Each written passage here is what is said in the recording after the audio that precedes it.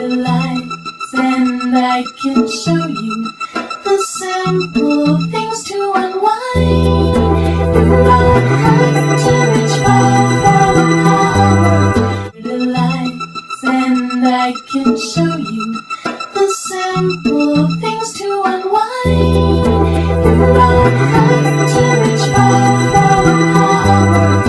The lights and I can show you the simple things to unwind. You don't have to reach far for the power. The lights and I can show you the simple things to unwind. You don't have to reach far for the power. The lights and I can show you the simple things to unwind. You don't have to reach far for the power. The lights and I can show you the simple things to unwind. You don't have to reach far for the power. El 25º Encuentro Panamericano de Derecho Procesal, en homenaje al 10º aniversario luctuoso del Dr. Humberto Briceño Sierra. A continuación, me permitiré presentar a los miembros de nuestro presidio de la tarde de hoy. Al director del Centro de Investigación e Informática Jurídica, maestro Manuel Alexandro Munive Páez, en representación del rector de la Escuela Libre de Derecho, Fauci Candan Amat.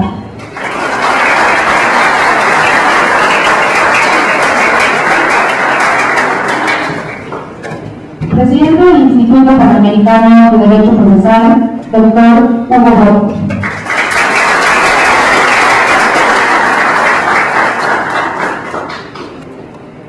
El vocal de la Junta Directiva de la Escuela Libre de Derecho, licenciado Pascual Orozco Garibay.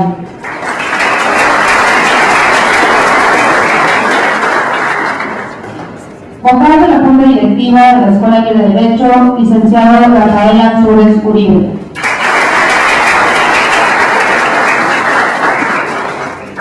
Al presidente del comité organizador, licenciado Marco Ernesto Briceño García Carrillo.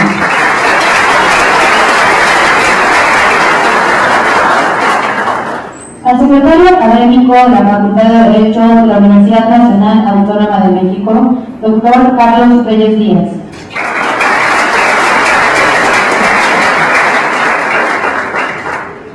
Del Departamento de Derecho de la Universidad Autónoma Metropolitana, el licenciado Gilberto Mendoza Martínez.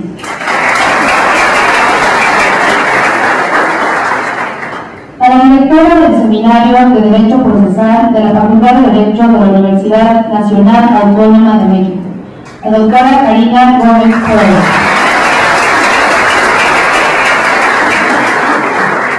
Al presidente del Ilustre y Nacional Colegio de Abogados de México, el licenciado Rafael Ramírez Moreno Santamarino.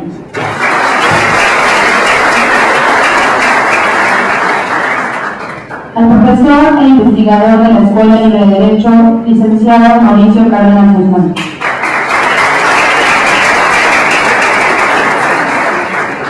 Al profesor e investigador de la Escuela Libre de Derecho, licenciado Jaime Rendón Ranieri.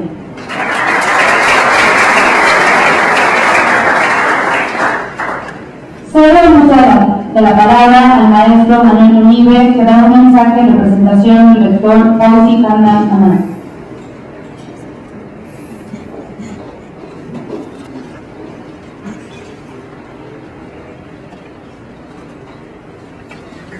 Muy buenas tardes, tengan todos ustedes. Es un honor para la Escuela Libre de Derecho tenerlos el día de hoy reunidos a los miembros integrantes del Instituto Panamericano de Derecho Procesal. En nombre de nuestro rector, don Fauci Candan Amat, reciban la más cordial bienvenida y el más afectuoso saludo. En nuestra escuela, de larga tradición procesalista, una de las referentes ha sido, es y será el doctor Humberto Briceño Sierra, que junto con don Javier Becerra Bautista han sido pilares en la formación de innumerables generaciones de alumnos en la materia de derecho procesal y en específico de derecho procesal civil.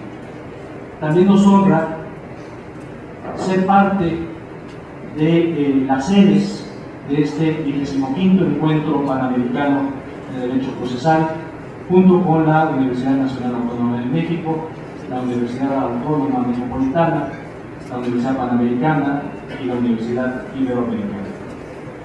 Les doy a todos ustedes nuevamente la más cordial bienvenida en nombre de la escuela, de nuestro rector y de nuestras autoridades, y cedo a continuación el uso de la voz al presidente del Instituto Panamericano de Derecho Procesal, el doctor Hugo Montt. Doctor, bienvenido.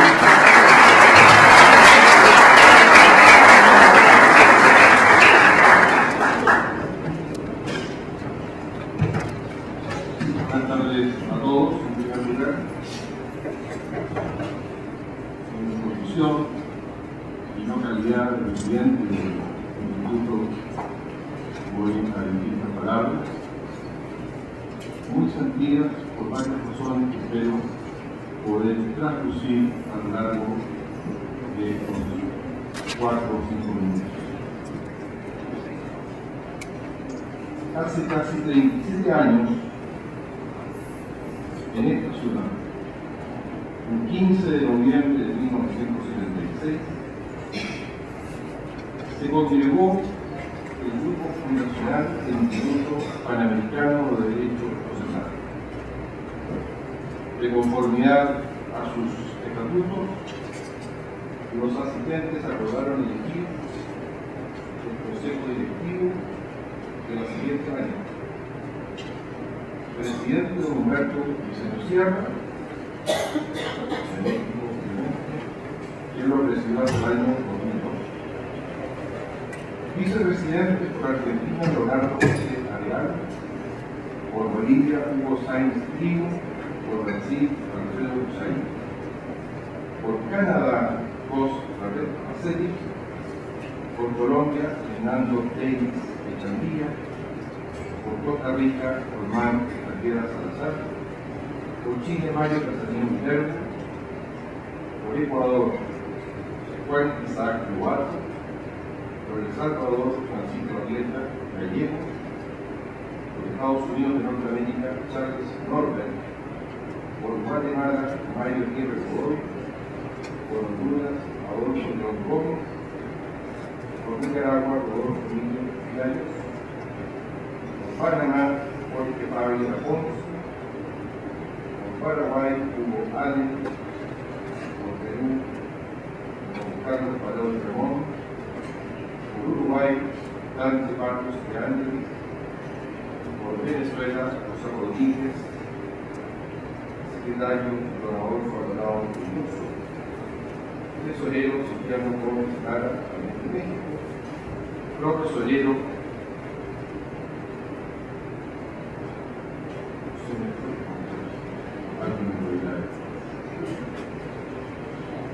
este instituto, de acuerdo a su declaración fundacional,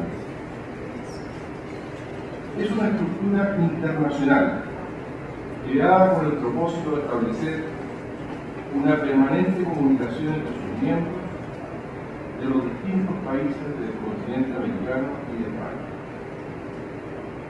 Entre los objetivos del instituto resalta el de la investigación doctrinaria y jurisprudencial, pues pretende alcanzar la actualización jurídica de los análisis doctrinarios de modo tal que auxilie a la práctica de los procedimientos judiciales para anticipar las metas y el desarrollo de los estudios por parte de cada uno de sus miembros y sus respectivos países.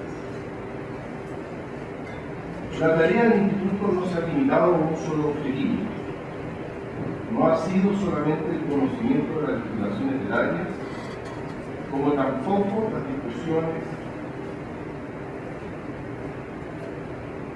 que no vayan más allá de la enseñanza del derecho procesal, pues uno de sus principales objetivos ha sido también la divulgación doctrinaria y el desarrollo y apoyo a la evolución de los procedimientos en las distintas áreas del derecho en los distintos países. Así, el Instituto ha tenido una tarea importante en el desarrollo del procedimiento penal en la legislación de Buenos Aires, Argentina. En México, en que se modificaron disposiciones al Código de Procedimiento Civil y la Ley de Quiebras. Y hoy en Chile, a propósito del proyecto de reforma procesal civil, donde junto al secretario del Instituto, tengo el merecido honor de representar al Instituto de manera permanente en la Comisión de Constitución, Legislación y Justicia, durante un trabajo que ya lleva más de un año, donde se han discutido todos los artículos, particularmente de modo de poder concentrar el mejor esfuerzo posible en las distintas corrientes de pensamiento. Y creo, sinceramente, que eso ha dado un fruto realmente importante.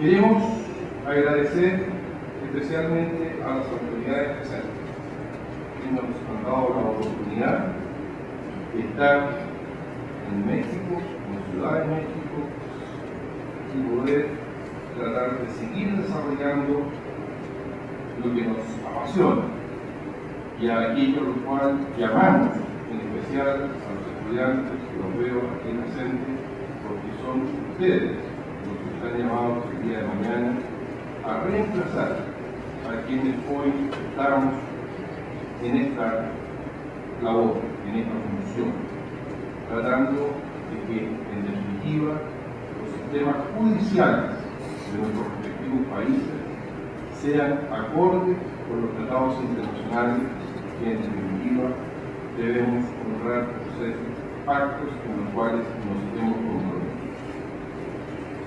Es por eso, y ya para ir terminando, que quiero agradecer a nuestra anfitriona de hoy, a la Escuela Libre de Derecho. Quiero agradecer a la Universidad Nacional Autónoma de México, a la Universidad Iberoamericana, a la Universidad Panamericana, a la Universidad Autónoma Metropolitana. En razón de que hoy nos recibe la Escuela Libre de Derecho, quien ha cumplido recientemente 101 años bajo ese significativo nombre y con la imagen de las alas de la libertad. A propósito del homenaje que nos convoca, que es al maestro Humberto Vicencio Sierra, quien, mejor que nadie, impregnó en nuestro instituto precisamente el valor de la libertad. Muchas gracias.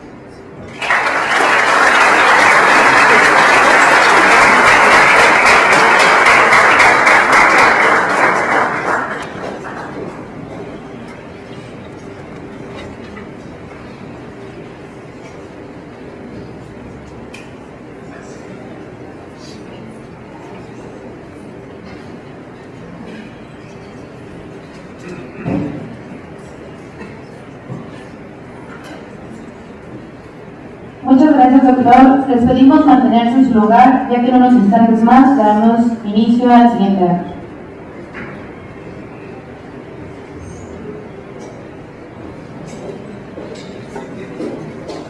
Amigos de Aztele, buenas tardes. Pues aquí tenemos el orgullo y el honor de estar en la Escuela Libre de Derecho y estamos cubriendo el 25º Encuentro Panamericano de Derecho Procesal. En este momento nos está acompañando el presidente del Instituto Panamericano, que es el licenciado Hugo Boto Ocli. Hugo, muchas gracias por darnos estos minutos. Gracias a ustedes por sus órdenes. Platícanos, Hugo, ¿qué nos aporta este 25º encuentro?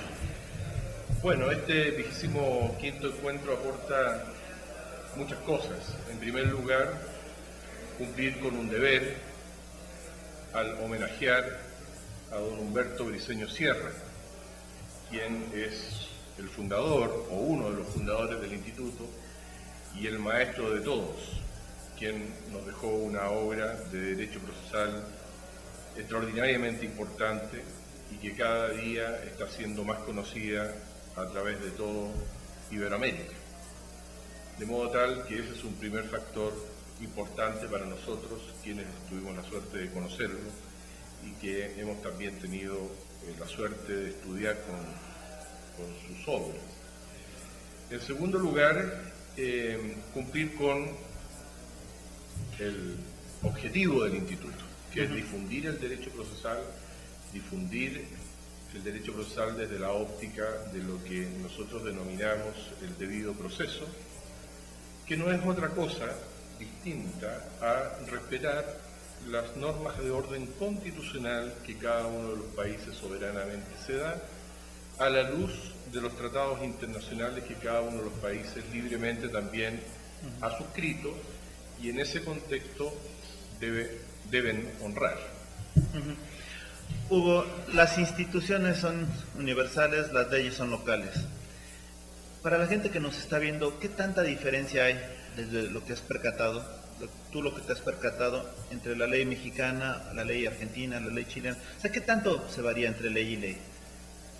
Pueden existir evidentemente disposiciones de orden procedimental que sean distintas, pero me refiero, para que la gente que no es abogado, que no tiene formación jurídica lo pueda entender, pueden ser normas relacionadas con los plazos, pueden variar, o incluso en cierta medida algunos recursos que se puedan conceder frente a determinadas resoluciones.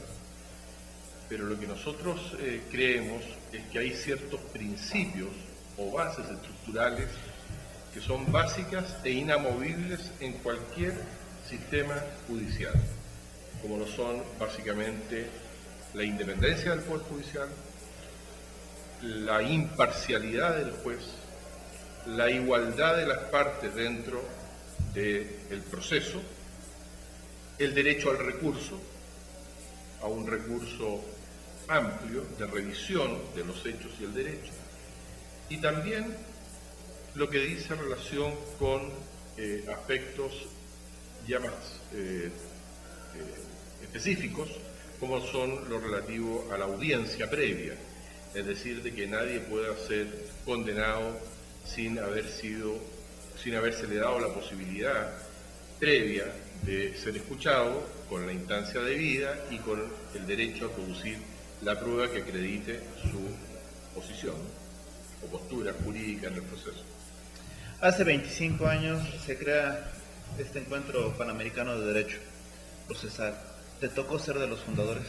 No.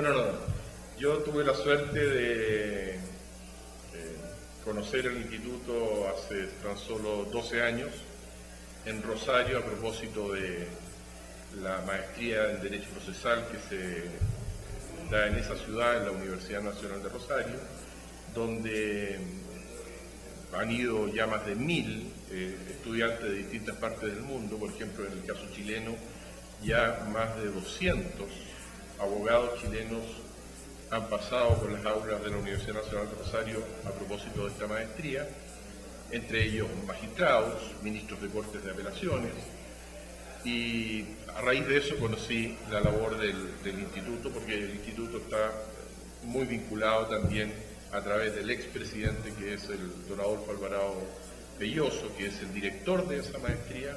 Está muy vinculado, digo, el instituto a la Universidad Nacional de Rosario. Oye, y otra de las cosas, llegas hace 12 años. Hoy, a 12 años de que ingresaste, ¿qué tanto ha cambiado tu visión jurídica? Ha cambiado en un 100%, y siempre lo digo, y siempre lo trato de decir, como digo yo, más que a las personas que tienen la misma edad de uno, la misma experiencia de uno o mayores, sino que a los estudiantes, a los abogados jóvenes, porque yo aprendí esta forma de ver el derecho procesal a partir de los 40 años, cuando yo ya llevaba prácticamente 15 años de ejercicio de la profesión bajo una determinada óptica, Y diría que la gran diferencia está básicamente en la capacidad de poder entender desde un punto de vista profundo, incluso desde el punto de vista filosófico, la necesidad de por qué determinadas estructuras procesales o instituciones procesales deben funcionar de una determinada manera y no de otra.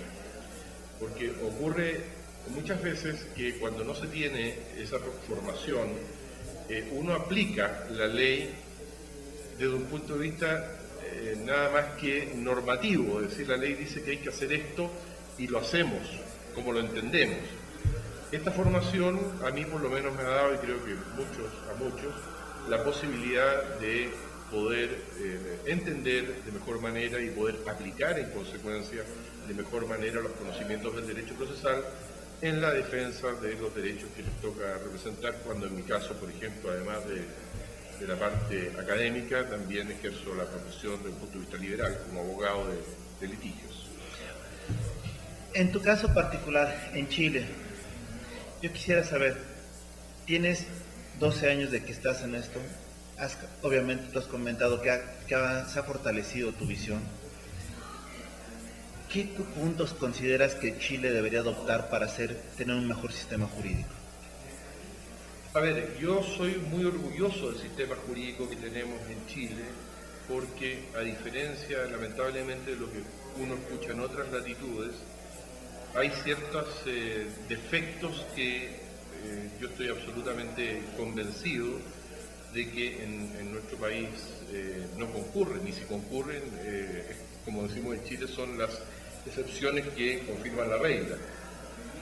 Sin embargo, sí me resulta preocupante de que no todos entendamos el derecho procesal de la misma manera, porque si todos entendemos que existe un solo debido proceso, y eso es una garantía de orden constitucional de la ley suprema, bueno, es de esperar mínimamente que todos los llamados operadores jurídicos, es decir, los jueces, los abogados, los fiscales, los defensores, y a través de ellos a quienes nos toca representar, que son los justiciables, que es donde en definitiva esto se concretiza, porque no sacamos nada, ¿no es cierto?, con tener una doctrina muy buena, creernos, ¿no es cierto?, de que sabemos mucho, pero si esto realmente no le sirve a la gente que en definitiva sufre el resultado judicial, porque al final del día o al final del proceso, la sentencia recae o en la libertad de las personas o recae en el patrimonio de las personas,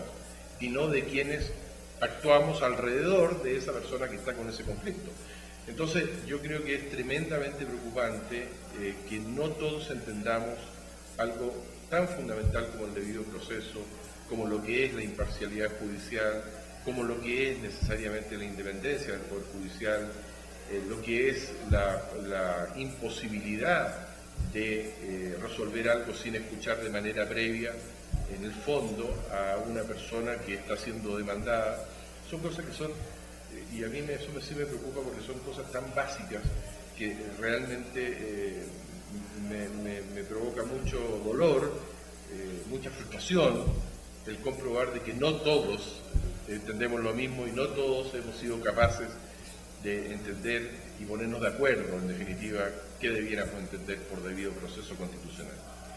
Hugo, las últimas dos preguntas que te haría. Primero, nuevamente me gustaría que invitaras a los jóvenes, a esas personas que ya les llamamos de sociedad niñis, que ni estudian ni trabajan, o sea, los hemos calificado cuando realmente no tenemos por qué hacerlo, que les dieras un mensaje que incentivara a esos jóvenes a que aprendieran o se emergieran en el mundo del derecho. A ver,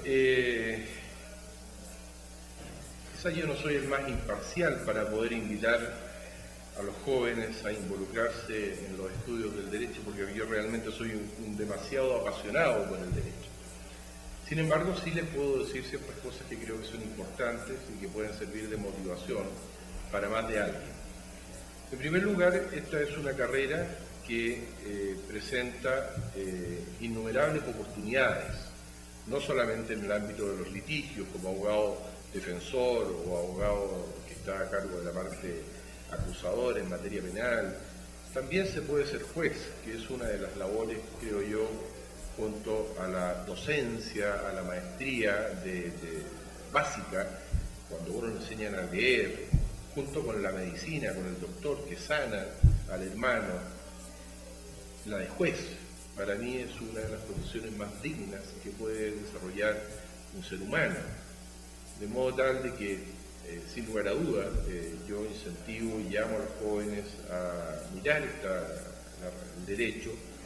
Tenemos el tema de las relaciones internacionales, la parte comercial, los arbitrajes, es decir, es una carrera que amplía mucho el horizonte y por eso se puede desarrollar no solamente mirado de la óptica de la abogacía propiamente tal, que es lo tradicional. Y finalmente a veces se nos olvida un poco el aspecto humano dentro de la profesión, siempre nos vemos más como profesionales que como personas. Y en ese sentido yo te quisiera preguntar, Hugo, en tus propias palabras, ¿quién eres? ¿Quién es yo? Sí.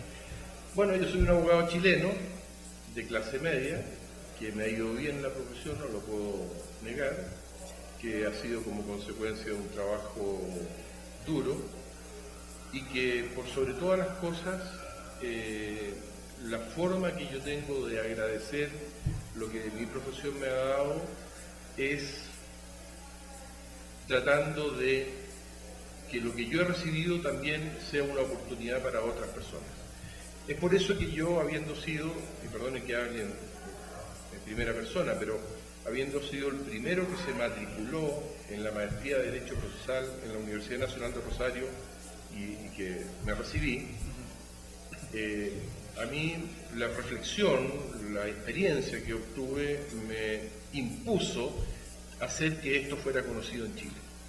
Y de esa manera llevé 2 maestrías que se cursaron en la ciudad en la cual yo vivo, que es Viña del Mar, y durante 2 años, a través de un convenio, se estuvo dando esta maestría a 40 alumnos en total en Viña. Después ese programa no pudo seguir, pero los alumnos recibieron estos estudios, y a raíz de todo eso, hoy día, reitero lo que les contaba hace un rato atrás, más de 200 abogados chilenos ya han pasado por las aulas de la Universidad Nacional de Rosario, y por lo menos para mi país eso realmente es un logro y un número muy importante, de modo tal de que creo que la forma que uno tiene de agradecer lo que ha recibido es difundiendo las cosas que a uno le han servido y que ojalá a otros también les puedan llegar. Muchísimas gracias por tus palabras, Hugo. Gracias. Agradecemos los minutos que nos das y hacemos una pequeña pausa, amigos, y regresamos. Amigos de ASTEL, regresamos y ahora vamos a platicar con otro miembro del Instituto Panamericano, el licenciado Joseph Campos. Joseph, te pregunto, vienes de Perú, ustedes tienen una economía que en la última década ha sorprendido a propios y extraños, creciendo 2 dígitos y en el peor de los casos creo que ha sido 5.8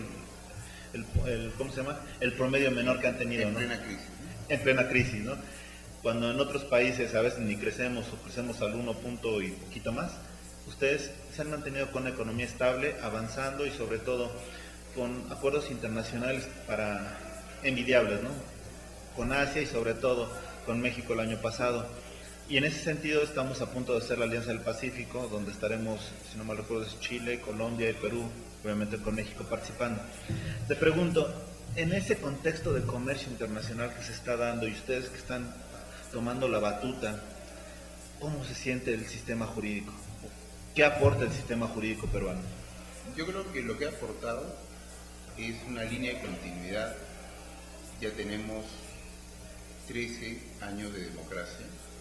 En ese sentido, la estabilidad democrática ha contribuido mucho a la credibilidad del país y que ha sido el soporte de la actividad económica, ¿no? Más allá también de que hay un compromiso que ya tiene más de 13 años en el compromiso con un sistema económico, ¿no? Que de alguna manera lo compartimos los países que tú mencionas, Colombia, Chile y México, ¿no? Que lo apuestan por economías de mercado, ¿no? Donde el principal problema en realidad es un tema de distribución, cómo de alguna manera mantener la estabilidad política también, y ese es el principal reto que tiene este país. Pero el sistema jurídico se ha comprometido con un respeto a los derechos humanos, un respeto al sistema democrático, Y en ese sentido, menos mal incluso para la última experiencia de gobierno que estamos viviendo, menos mal que nos hemos dado un saludable encuentro con que también hay un compromiso con la democracia. En ese sentido, creo que la mejor explicación de la salud económica del Perú es su compromiso con el sistema democrático.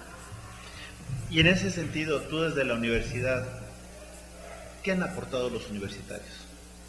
Bueno, yo creo que en realidad sí estamos en dos cosas, ¿no? Tenemos una formación orientada desde un punto de vista incluso curricular, ¿no?, a generar un compromiso con este tema del sistema democrático, etcétera, pero a su vez también hay el desarrollo de una importante actividad académica universitaria.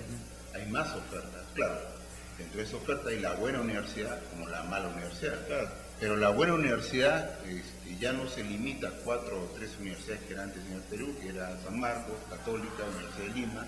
Ahora tenemos Universidad del Pacífico, AESAN, UCP, que forman parte incluso de redes internacionales, que está de alguna manera haciendo poco a poco, porque en realidad eso sí es un problema en el Perú, la realidad de que la actividad universitaria se soporte también en investigación científica, que al final de cuentas será la gran herramienta de transformación real del país, en el sentido de ser un país que exporta primariamente a ser un país que desarrolle tecnología, que ese es el siguiente paso, ¿no? Porque hasta ahora estamos bien mientras estén bien el precio de los metales, en fin, del mercado internacional de ese tipo de demandas.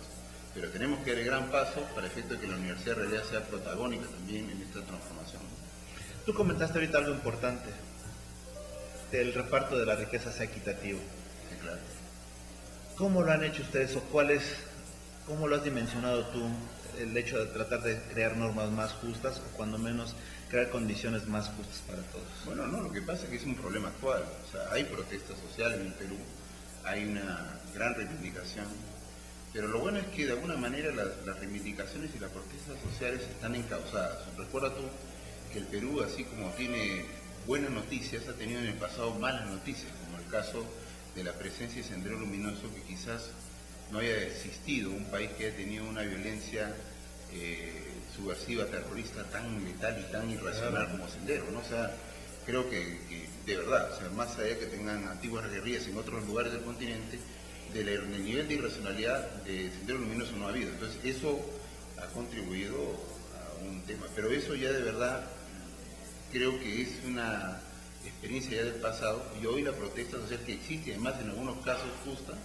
está encausada, genera, el país está haciendo algunos esfuerzos para desarrollar mejores políticas de distribución social, porque lamentablemente en sí mismo el sistema de la economía de mercado genera siempre exclusión, o sea, eso es una manera inevitable, con lo cual lo único que está haciendo el Estado es invertir más en educación, más en salud, a veces todavía rezagado, pero bueno, con la intención de hacerlo lo más importante posible, ¿no? Oye, y ahora, en cuanto al encuentro, ¿qué esperas que aporte a ti, a tu persona, como a tu visión profesional esta? Bueno, yo de verdad, primero, el encuentro panamericano resulta siempre un esfuerzo importante de gente que se junta para hablar de lo que finalmente siempre va a estar presente en la vida de la persona, que son las normas.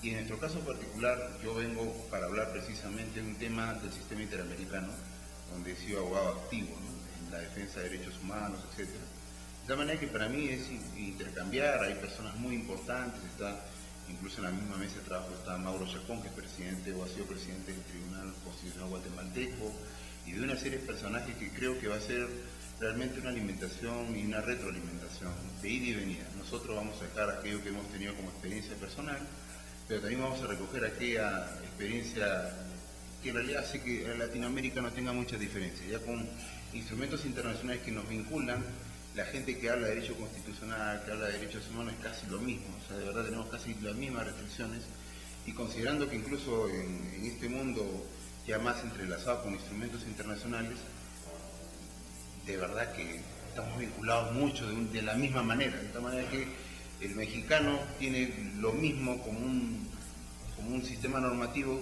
que se diferencia un poco más, un poco menos del peruano, un poco más, un poco menos del colombiano, pero sustancialmente es lo mismo. Claro, siempre hay las excepciones, pero definitivamente creo que en ese sentido va a ser un encuentro muy importante, porque además ese encuentro con el derecho procesal garantista, que en mi lectura particular recoge un modelo procesal el más próximo al modelo constitucional.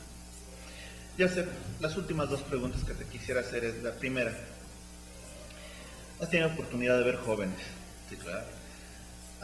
Vas a convivir en estos 4 o 5 días que dure el encuentro con ellos, pero así en gran escala, ¿qué mensajes les darías a ellos? Que lean, para comenzar. Que lean. Pues sí, estamos realmente ahora cada vez más próximos a ese homo videns que tanto temía Sartori. Y el hombre que ve cada vez piensa menos, desarrolla menos, la inmensa capacidad de imaginar y de la inmensa capacidad de pensar. Entonces yo creo que el primer mensaje es leer. Porque el que lee aprende a hablar, y el que aprende a hablar aprende a escribir, para comenzar. Reivindicar el mensaje, la forma de comunicación es fundamental entre las personas, de tal manera que esa es la primera. La segunda, reivindicar que aun cuando sus defectos, el sistema democrático sigue siendo el mejor modelo de convivencia humana. Permite el respeto y las libertades, por lo cual nosotros debemos siempre tener una doble responsabilidad, con las propias, haciendo posible las justas reivindicaciones y aspiraciones que tienes como humano, en el marco de una tolerancia y una convivencia, porque cada vez que nosotros criticamos a la democracia como sistema, le estamos dando discurso al autócrata, al autoritario, que siempre espera que tú la critiques para levantar de mano dura. No. La democracia requiere tolerancia, diálogo, convivencia, pero un diálogo, convivencia informado, y para eso el joven va a tener que entender que desde ahora tiene una tarea, que es aprender a convivir, y para eso aprender a comunicarse inteligentemente. Finalmente, Joseph, nuevamente, siempre hablamos del profesional, del aspecto profesional, y a veces se nos olvida el humano. Te pregunto en tus propias palabras, ¿quién es Joseph Campos? Una persona que siempre está intentando aprender, ¿no? Una persona que además, desde su experiencia personal y siempre trasladando de su experiencia profesional y profesoral, siempre tengo la inmensa tarea, ojalá un día se pueda volver realidad, de la necesidad de construir ciudadanos. Y eso yo siempre hago. O sea, siempre converso y dialogo con los alumnos, solamente la inmensa tarea ambiciosa, de repente demasiado ambiciosa, pero hay poquito a poquito de construir ciudadanía en cada lugar que hablo, con el mexicano, con el colombiano, con el peruano, con el chileno y todo. Yo le digo, ¿sabes qué? Este país requiere ciudadanos. Y eso es lo que de alguna manera quisiera. Es lo único que hago, intento. O sea, procuro ser una buena persona, pero en el marco de eso, que cualquier persona puede ser, aspirar a ser buena persona, pretendo siempre desarrollar ciudadanía en donde voy. Te agradezco mucho, Joseph, y a nuestros amigos hacemos una pequeña pausa y regresamos. Bienvenido a México. Muchas gracias. De nada. Regresemos, amigos de Aztele. Estamos ahorita con el doctor Olman Argueda Salazar. Gracias por estar con nosotros, doctor. Antes que nada, se dice que 25 años son fáciles, ¿no? Pero 25 años, ¿cómo se sienten en su vida profesional y sobre todo de tener el Encuentro Panamericano de Derecho Procesal? ¿Qué se siente? Pues mire, para serle sincero, muy emocionado me siento, de verdad, porque el doctor Humberto Briceño y yo tuvimos una amistad muy cercana. Nos conocimos en el año 1976 en un congreso mexicano que se hizo en Monterrey, y en conversaciones que tuvimos durante ese congreso nació la idea de fundar ese instituto. Entonces, en el Distrito Federal, el 15 de noviembre del 76, hicimos una fundación del Instituto de Derecho Procesal, cuyos fines son los de fomentar el estudio, la investigación del derecho procesal, la preparación de proyectos legislativos, la preparación de jueces. Más fuerte, por favor. Me están un poquito más fuerte. Ajá. Sí.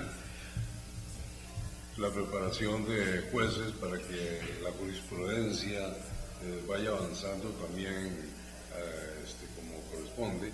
Y entonces todas esas ideas nos hicieron que estuvieron muy cercanos, ¿verdad? Incluso la familia, mi familia y la familia del doctor Briceño Sierra hemos conservado una amistad por el espacio de 25 años, ¿verdad?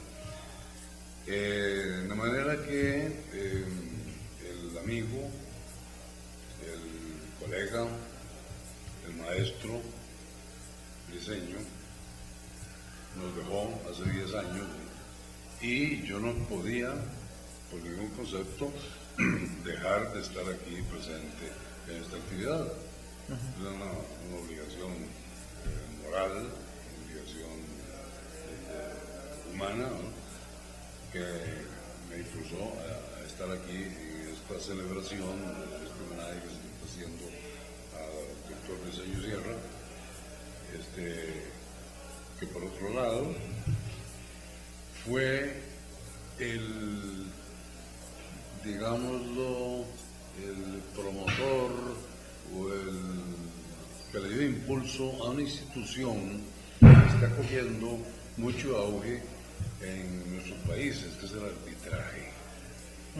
En mi país, en Costa Rica, el arbitraje está tomando auge. Es una forma de resolver los conflictos de orden jurídico sin acudir al juez, sino acudiendo al árbitro. Y como bien lo decía el doctor Briceño Sierra en uno de sus libros, ese libro se llama El arbitraje comercial, precisamente. En una de sus páginas describe en una forma muy diáfana, muy clara, cómo es que se desenvuelve el arbitraje. Y entonces hace una comparación entre el proceso judicial y el proceso arbitral. Y el doctor Briceño dice que el proceso judicial enfrenta a las partes, pone a la gente a pelear. El arbitraje, por el contrario, trata de unir a las personas, trata de resolver el conflicto de orden jurídico, ¿verdad?, en una forma amistosa, en una forma clara y sencilla. Doctor, ¿qué pasa con la mediación? ¿Qué tan fuerte es la mediación ahora en Costa Rica? Se está fomentando mucho también la mediación, es un medio alternativo de resolución de conflictos, al igual que es el arbitraje, ¿verdad?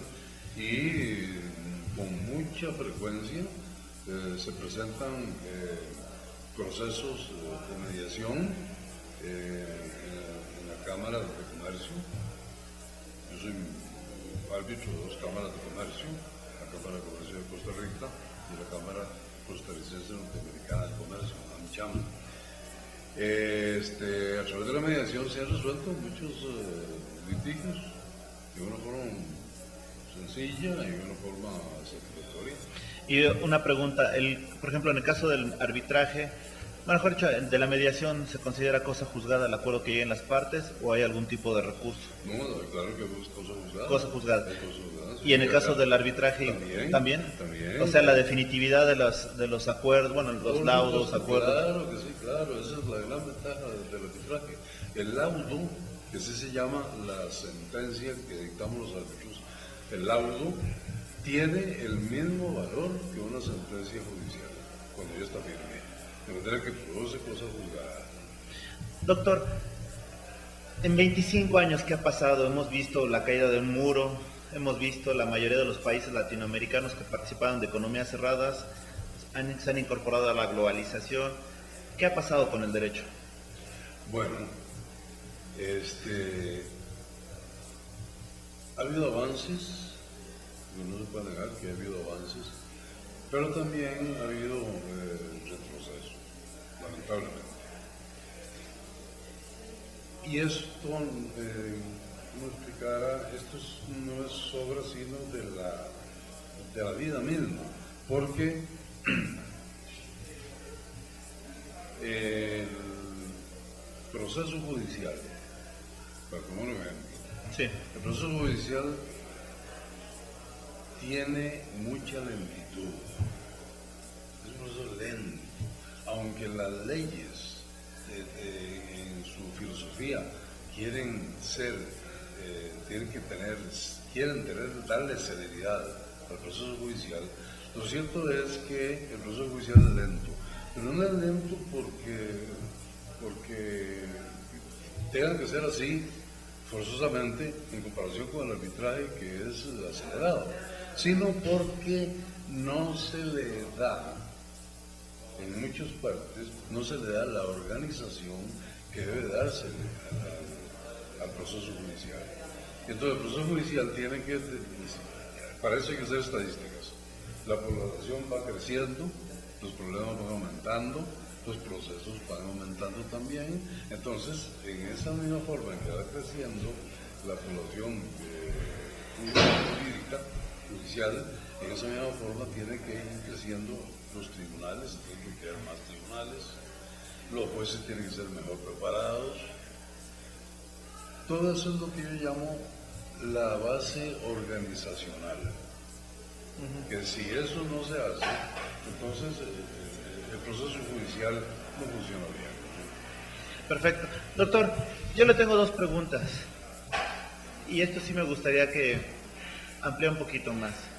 Está viendo que hay una gran cantidad de jóvenes que se acercan al tema de derecho procesal. Y algo dijo muy importante Hugo Boto, que decía, ustedes son los próximos que estarán aquí. ¿Qué mensaje le da a los jóvenes para que no sucumban en esta vorágine de leyes, en esta situación tan enriquecedora como es el estudio, pero también la competencia es fuerte?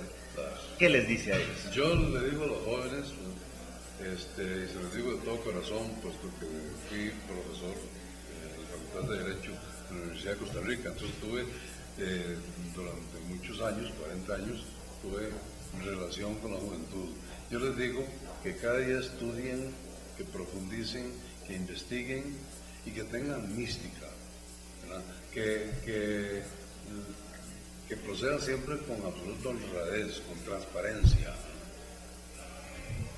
Y finalmente, doctor, normalmente hasta ahorita todas las preguntas han sido a carácter profesional, pero algo que creo que estamos interesados todas las personas, todo el auditorio, es una pregunta tanto más personal. Y doctor Osman Arguedas, en sus propias palabras, ¿quién es usted? Una pregunta hasta cierto punto difícil de contestar, ¿no? Pues yo soy un... Usted ha de decir, prefiero unos alegatos que esta pregunta. Un hombre como cualquiera otro, ¿no? Que en mi juventud tuve muchas limitaciones, ¿verdad? Mi padre era un hombre pobre, tuve muchas limitaciones, con mucho esfuerzo estudié con el apoyo de mi padre, ¿verdad? A pesar también de las limitaciones que él tuvo, y que con un gran amor por el derecho pude graduarme, pude comenzar la carrera judicial, terminé la carrera judicial acogiéndome a la jubilación, ahora ejerzo como abogado litigante, con el mismo amor, con el mismo cariño por la profesión, siempre teniendo esos principios de moralidad por encima. Doctor Osman, muchísimas gracias. Ha sido un gusto platicar con usted. Y bueno, bienvenido a México y continúa disfrutando de este encuentro. Yo siempre me digo, me siento como en mi casa. Es su casa. Y siempre me han atendido muy bien, tengo muchos amigos, de manera que siempre me siento muy contento. Es su casa. Yo creo que en Latinoamérica hablar de fronteras es hablar de cosas que no van. Eso es, así es. Muchísimas gracias. Esta es su casa, doctor. Gracias. Mucho gusto. Regresamos, Gracias. amigos. Gracias. Amigos de Astele, regresamos aquí. Tenemos el honor de platicar con el doctor Federico Domínguez, traído desde Argentina. Bueno, antes que nada, ¿qué se siente estar en México? La satisfacción de siempre, es un país acogedor, gente maravillosa, con una riqueza cultural y geográfica magnífica, que marca rumbos en América, y sobre todo que tiene en el ramo práctico de este congreso que estamos realizando, una indudable vocación de seriedad científica. Yo le pregunto, este encuentro, 25 años, en 25 años, hace 25 años, estamos hablando de 1988, el mundo no era lo mismo. Estamos hablando de economías cerradas que de repente han tenido un proceso para incorporarse a la globalización. Han caído dos muros, el muro, pero sobre todo se han creado figuras nuevas. ¿Qué le parece esto? ¿Cuál ha sido la dinámica del derecho? La dinámica del derecho es que, paradójicamente, en mi sencilla interpretación y siguiendo a la doctrina del profesor Humberto Briceño Sierra y del doctor Alvarado Belloso, que está haciendo ahora el acto de homenaje, es que el derecho se ha venido, por lo menos en los países de habla hispánica de América, en el ámbito del derecho procesal civil, ha retrogradado hacia un autoritarismo del juez. Esta es mi impresión directa. En el proceso civil, que por esencia era exclusivamente de las partes, han surgido teorías que hacen que el poder de decisión recaiga generalmente en el juez. Digo paradójicamente porque si bien el siglo XX fue el siglo de los autoritarismos, el que estamos ahora, el siglo XXI, debería ser el signo de las libertades. Pero en el proceso civil, por lo cual hemos sido convocados a este encuentro, pasa exactamente lo inverso. Y en el proceso penal al revés, se le da, el juez prácticamente, que es como debería ser por otra parte, se le da una importancia, se le quita el poder de decisión para ser simplemente el decisor de una contienda entre el actor penal, el fiscal, y el demandado, que vendría a ser el demandado civil, pero que debería ser el acusado, que es lo que está haciendo fuerza ahora y transformando todos los códigos procesales penales latinoamericanos. Lamentablemente, en el proceso civil viene al revés. Y este Congreso en un poco también intenta demostrar esa contradicción. No sé si contesté la pregunta. Doctor, pero una pregunta. Es cierto, ha evolucionado quizá la dinámica de las leyes, como comentábamos hace unos momentos, quizá a algunos les parezca bueno, a otros malos, pero independientemente de ello, ¿qué ha pasado con la persona? Personalmente, ¿han crecido los jueces, han crecido los abogados especialistas en el proceso? ¿Qué ha pasado con ellos? Sí, eso ha ocurrido, pero también han surgido nuevas teorías, pero no se observa, por lo menos en mi país, y hablo exclusivamente por mi país, una evolución en la calidad institucional de la institución justicia, que es la más cuestionada en casi todos los países latinoamericanos, casi todos. Digo esto porque le voy a contar una anécdota de yo he integrado varias veces la Corte de Apelaciones y la Cámara de Casación francesa como juez invitado, con voto o sin voto. Y he observado que el jurado popular, que integran los 3 magistrados y 9 ciudadanos, esos ciudadanos cuando salen a la calle son los mejores defensores del sistema, del juez, del fiscal y del defensor, porque lo han visto trabajar desde adentro. Trabajo duro, con concursos permanentes, etc. Esa calidad de la magistratura europea y esa posibilidad de que el pueblo haga de publicidad, la publicidad del poder que integró como pueblo, no se da en América Latina, se da exactamente a la inversa. Y en mi país en este momento existe una seria crisis en los métodos de selección de los jueces, lo cual, visto desde el Tribunal de Casación y con la antigua formación que yo tengo, los modernos pensamientos que a través de mi diseño tengo, veo que existe una verdadera disconformidad social muy importante, no diré próxima al estallido, pero casi, sobre lo que se llama ineficacia de la justicia, que para mí es ineficacia, inexperiencia de los operadores. Doctor, ineficacia. Si le dijeran, bueno, ya sé que no hay varitas mágicas, ¿verdad? Harry Potter es un libro y ni la magia ni la brujería van a ser. Pero le pregunto, ¿usted qué haría para implementar mecanismos que mejoren esa ineficacia? Bueno, en primer lugar, una seria selección de los candidatos. No puede ser que, como pasa en mi país, y quizá en varios otros, pero quiero referirme exclusivamente al mío para no herir susceptibilidades, hay personas que están en el Poder Judicial como empleados y terminan siendo jueces, por ejemplo. Esa formación hace que el hombre que llega a la judicatura o a la fiscalía o a la defensoría oficial en los países que la tienen no conozca nada de la realidad de la calle que conoce el abogado litigante, por un lado.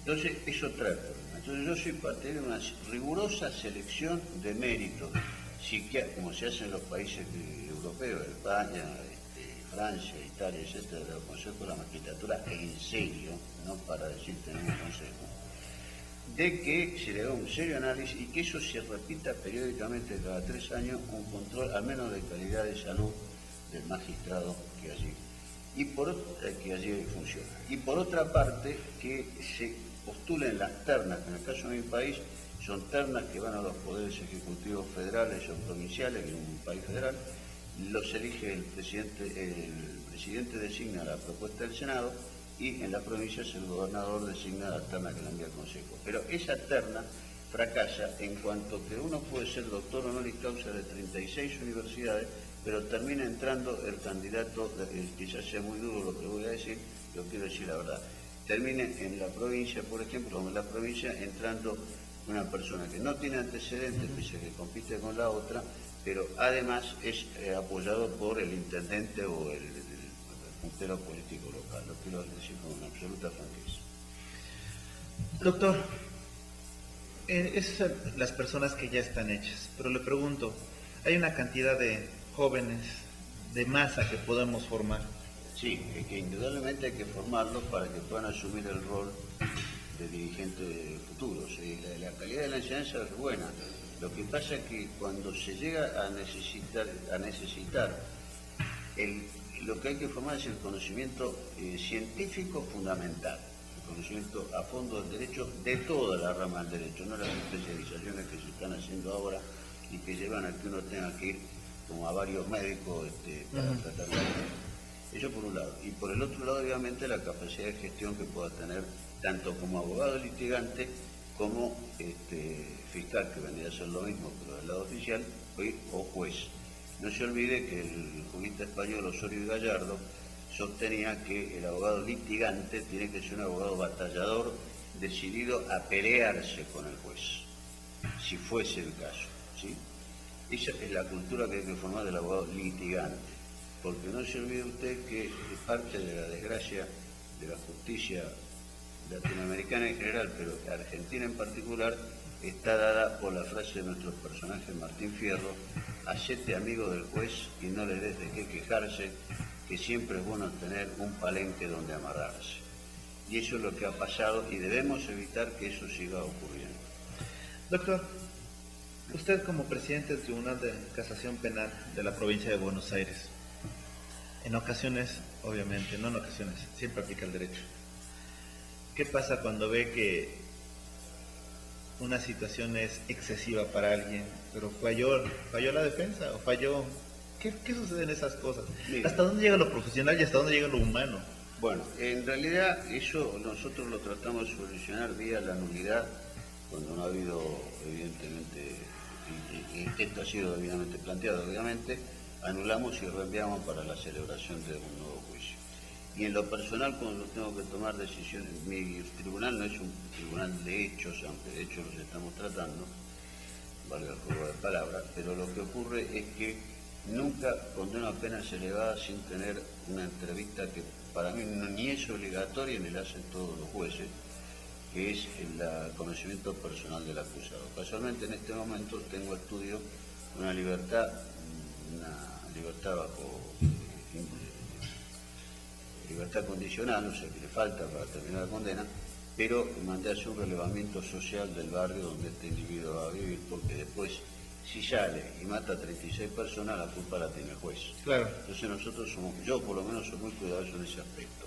Y siempre me pongo del lado que, como se hace en la Escuela de la Magistratura de Francia, esto a través de una experiencia que tuvo, sería bueno que la televidente lo sepa, que a través de una experiencia que hicimos con la Escuela de la Magistratura de Francia, que nos mandó una pasante, se ha logrado que en la Escuela de la Magistratura ahora se forme a los jueces instalándolos una semana en las cárceles, obviamente que en un pabellón destinado a ellos, pero con la comida del preso común, eso se hace 2 o 3 días, y después el trámite de la administración penitenciaria para que el juez esté compenetrado qué es lo que allí pasa y cuál es el problema que tiene el ciudadano para ir a ese lugar.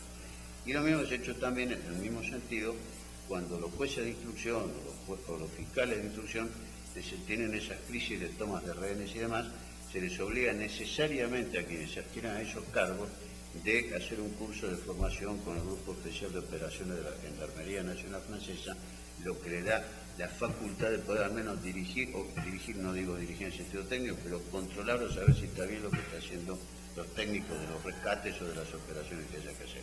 Eso es lo que hace falta en nuestras instituciones judiciales. Perfecto, doctor. Y yo nomás haría una pregunta. Digo, nos gustaría platicar más, pero obviamente el tiempo a veces es un tirano. Le pregunto, doctor, hemos hablado del aspecto profesional,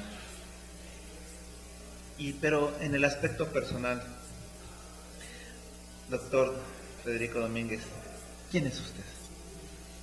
Yo soy un abogado litigante que tuve la suerte o la desgracia, no lo sé, de haber sido elegido miembro de la comisión redactora del nuevo Código de Procedimiento Penal de la Provincia de Buenos Aires, que se basó muchísimo en las experiencias que nos legara el maestro Humberto Briceño Sierra, y a raíz de eso unos amigos me obligaron a concursar. Yo concursé, fue el primer concurso que hizo el actual sistema de la Escuela de la Magistratura de la Provincia de Buenos Aires, y resultamos aprobados 25, creo que 80 concursantes, y luego, bueno, el gobernador decidió en una terna que envió que yo fuera el presidente del tribunal. Lo demás, soy un hombre muy sencillo, conozco los problemas de los subordinados, me hago cargo de ellos, como diría un oficial de legión extranjera, el que no sabe lo que le pasa que trabaja cuando sirve para oficial. Entonces, creo yo que no me gusta lo respeto al protocolo mucho, pero no me gusta, digamos, pasar a otra vereda para decir que el juez es una cosa inalcanzable. Doctor, reitero, es un honor. Gracias. Gracias. Amigos, regresamos.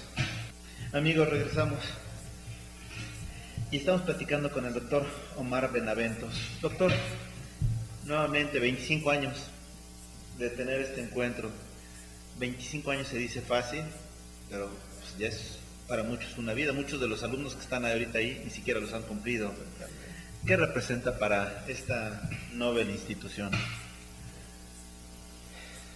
Y 25 años son toda una vida de confraternidad académica, pero también de confraternidad de amigos. Nosotros hemos tenido la fortuna de recorrer Latinoamérica. Aquí se hizo el último Congreso Panamericano de Derecho Procesal en vida de Humberto Briceño. Yo tuve el privilegio de ayudar en la conducción, era secretario de Comunicaciones, un anexo un poco de Ángela Ledesma, durante muchos años, y más allá de transmitir las ideas de Briceño, hoy en la Argentina no solo celebramos los 25 años de un congreso aquí en México, sino que en la titularidad que yo ostento de 4 cátedras, yo enseño las ideas de Briceño. Enseño el modo que él enfocaba el derecho procesal, y lo que es más importante, hemos podido estructurar una teoría general del derecho a base de muchas ideas de Briceño. Yo soy el discípulo continuador de Adolfo Alvarado Belloso, que ingresó la teoría de Briceño a la Argentina. Y en cuanto al Instituto Panamericano de Derecho Procesal, es uno de los 2 institutos hispanoparlantes de igual o similar jerarquía, el otro es el Iberoamericano de Derecho Procesal, y ha convocado a los estudios del derecho procesal a todos los más connotados procesalistas de Latinoamérica. Es un orgullo integrar una entidad, un instituto de este prestigio. Ahorita acabo de mencionar algo que me gustó. Decía de alguna manera una comunidad académica y una comunidad de amigos. Pero para que haya ambas tiene que haber un respeto, un trato de igual a igual.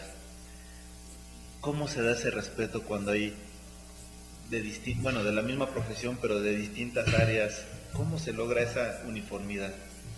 Bueno, el derecho procesal es un ámbito dentro de la ciencia jurídica que es muy especial. ¿Por qué? Porque puede ser una suerte de medicina, en el sentido de que se puede venir a hablar a México de cuál sería el mejor sistema de justicia, porque lo que vale para México vale para Argentina, o vale para Perú, o vale para Colombia, cómo sería el mejor método de debate, cuál sería la función de los sujetos procesales, el actor, el demandado, el juez, cuál es el tiempo razonable de duración de los procesos, qué sistemas de impugnación se utilizarían. Entonces, si bien es cierto hay categorías de docentes, lo que hay es mucha transferencia de información y lo que hay es, sí, verticalidad, pero también mucha transmisión mutua de conocimiento de distintos países, y así se va generando una real comunidad de gente que nos sentimos iguales. Doctor, ustedes pueden sentirse iguales, pero de repente los jóvenes están creciendo en una forma desigual, y lo comento porque no es lo mismo llegar a una universidad que puede ser muy buena en Buenos Aires cuando la misma carrera la van a dar en otras universidades de Buenos Aires que no reúnen los requisitos. Entonces ellos no tienen esa igualdad. ¿Qué se puede hacer con ese tipo de diferencias o desigualdades? Sí, el marco que usted precisa es toda una problemática. Hoy la calidad de la docencia universitaria, no solo en la Argentina, sino en Latinoamérica, es objeto de revisión, porque lamentablemente la vida del docente universitario no se puede sustentar económicamente en lo que él tiene su pasión, la docencia. En países del primer mundo, un docente universitario vive y vive bien de la enseñanza. Aquí, mientras más se va profundizando el fenómeno de que a universidades de un menor porte le corresponden docentes quizás de un rango un tanto inferior, y todo eso se complica porque ni aún en las universidades, digamos la UBA, digamos la fortuna que yo tengo de ser titular en Belgrano, que es la primera universidad privada del país, yo creo que hay algo bueno y algo malo en todo esto. Lo bueno es que demuestra nuestra vocación docente. Lo malo es que no debería ser solo por la vocación docente. Es decir, la retribución de un docente ratifica que por algo que lleva en las venas y que no se sabe qué es, sacrifica muchas horas de su tiempo sin pensar en la paga, por así decirlo. Y ese es un buen punto, pero de alguna manera nuevamente nos vamos al final, al producto final, que es el alumno, ¿no? Y puede ser que haya profesores que se hacen ese sacrificio, instituciones donde se hacen ese sacrificio, pero desgraciadamente no son todas. Y nuevamente es pensar en crear esquemas de educación masivos, pero ¿cómo garantizamos el nivel de todos esos esquemas? Ya no del alumno, porque el alumno lo presuponemos con la exigencia que sea dentro de la escuela, pero de las instituciones. Las instituciones hoy deben revisarse de plano. Yo soy bastante crítico respecto a la formación de los docentes universitarios y cito, por ejemplo, la selección de docentes universitarios en España. En España, el que asume el cargo por oposición, su duración es de 5 años. Debe revalidarlo, debe demostrar que ha escrito obra, es decir, no está el docente solo de ilustración vocal, por así decirlo. Y en las universidades de Latinoamérica todo tiende a cristalizarse. El docente que gana el cargo por oposición de una universidad estatal lo conserva hasta que se jubile o se muere. Y eso me parece muy peligroso. No hay una exigencia, y luego hay muchas cátedras que no están ni siquiera concursadas, de modo tal que están frente a cátedras docentes que no han dado un determinado currícula o un determinado examen para habilitar si, bueno, tienen las competencias y las habilidades para eso. Es una gran deuda de Latinoamérica. ¿Cómo se selecciona, se mantiene, más allá, insisto, de la paga, la calidad docente? Y yo diría de que hay muchos flancos en la calidad docente. Claro, doctor. Y mire, yo nomás tan solo estoy pensando en México, que quizá Derecho sea la universidad, la facultad más barata que hay, porque se compran unas cuantas leyes y realmente ya con eso no necesita comprar gran cosa, entonces no es tanta la inversión. Y pues las universidades privadas lo que hacen es decir, oye, pues prefiero tener una línea de derecho que, como usted dice, aquí lo llamamos patito, ¿no? Con una calidad patito, ¿no? Y desgraciadamente los alumnos que llegan ahí salen con una calidad patito, ¿no? Y aquí en México se ha dado mucho el fenómeno de que hay lugares donde se solicitan abogados que sepan leer y escribir, ¿no? Llegando a ese extremo. Sí, un poco adicionando este comentario, por ejemplo, en distintos, vuelvo a decir, otro ejemplo de España. La matrícula no habilita en el resto del mundo, sino en muy pocos lugares. El título expedido por la universidad no es habilitante para el ejercicio de la profesión. Por ejemplo, en Estados Unidos, también en España, se requieren exámenes de posgrado. En Estados Unidos, en Los Ángeles, lo toma la barra del Colegio de Abogados. Es un sistema de múltiple choice de 200 preguntas, creo que se paga unos $2.000, y si la barra del Colegio de Abogados no aprueba el múltiple choice del docente, del alumno o ya el graduado de la facultad, no puede ejercer la profesión. Ojalá que pudiéramos llegar a eso, ¿no? En Latinoamérica. Ojalá pudiéramos que el título habilitante requiera alguna suerte de reválida, porque después de la vida, que está a cargo de los médicos, está el patrimonio, la honra, la familia en manos de los abogados. No son pocos los celosos intereses que tenemos a nuestro cargo. Sí, y también se está dando otro fenómeno con los jóvenes, ¿no? Acaban la licenciatura, al menos en México, inmediatamente la maestría, inmediatamente el doctorado, y estamos hablando que a los 26 años ya son doctores, ¿no? Doctores que pueden ser que tengan cierto conocimiento académico, pero la experiencia cuestionable, ¿no? Bueno, yo soy docente de maestría en Derecho Procesal y docente de especialización en posgrado. Lo que usted dice es acertadísimo. Yo creo que un magíster, alguien que pretende una maestría en Derecho Procesal, no puede, no quiero decir selectivamente, pero no puede ingresar luego de graduado porque le falta la experiencia, el conocimiento, la lectura. Además, lo hemos vivido en carne propia, ese chico de 26, 27 años no está en condiciones de preparar una tesis de magíster. No entiende de metodología, no entiende de epistemología, no entiende de filosofía del derecho, no tiene la formación extrajurídica y no la puede adquirir aún en la maestría más intensa. Tiene que prepararse para poder ingresar. El tema es que hoy se exige mucho el estudio de posgrado, es como un círculo vicioso. Claro. Y si no se lo tiene al estudio de posgrado, se tienen pocas posibilidades de entrar en cupos de estudio de abogado, en la propia justicia, pero sí, hay que requerir experiencia y algo de formación o mucho de formación, porque una tesis, sea de magíster, sea de doctor, exige un compromiso intelectual muy elevado. Y doctor, finalmente, una pregunta, hemos hablado de lo profesional, pero quisiera preguntar algo de lo personal. Doctor Omar Bernaventos, en sus propias palabras, ¿quién es usted?